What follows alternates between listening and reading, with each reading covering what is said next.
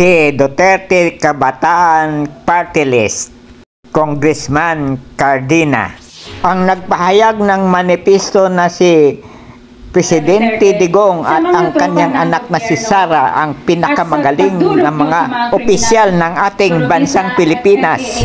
Inulan ng supalpal ng kanyang kapwa kongresista. Thank you, Congresswoman. Salamat, Mr. Chair. Bawal po pumalakpak dito. Kung gusto niyo pumalakpak, doon kayo sa labas. May dala pa sa ng cheering squad eh. However, your statement or your statements betray your ignorance of our rules here.